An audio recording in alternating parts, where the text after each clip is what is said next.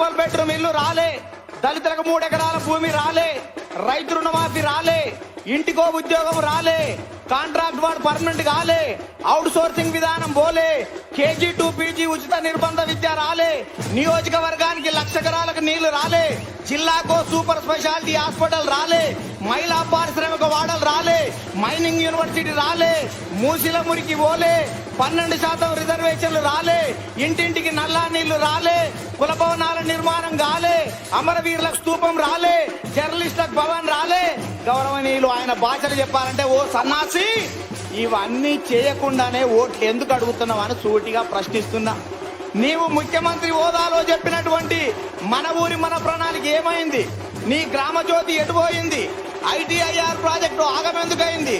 బుర్జు Khalifa tower ఏమైంది అని కేసీఆర్ చాలా సూటిగా అడుగుతున్నా.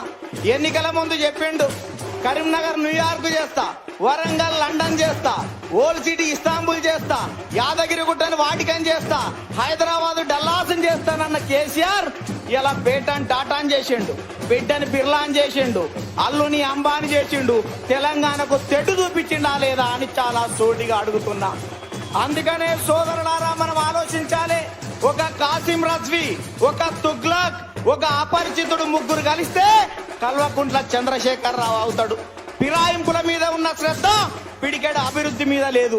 పరిపాలన మీద దృష్టి పెట్టవలసిన ముఖ్యమంత్రి ప్రతిపక్ష నేతల మీద దృష్టి పెడుతుండ్రు. చాలా మంది మంత్రులు ఉన్నారు, వాళ్ళ పనేందయ్య అంటే కార్లల్లో కండువాలు వేసుకొని మనం గతంలో గ్రామాలలో చూసేది, పొద్దుగాల లేవంగానే ఖాళీ బీర్ సీసాలు కొంటాం, పాత ఇన్ప సామాన్ కొంటామని తిరిగేటట్టుగా ఇలా పక్క పార్టీ లీడర్లను కొంటామని తిరుగుతున్న సన్నాసులు ఇటువంటి మంత్రులు అని సందర్భంగా నేను మనవి చేస్తున్నా.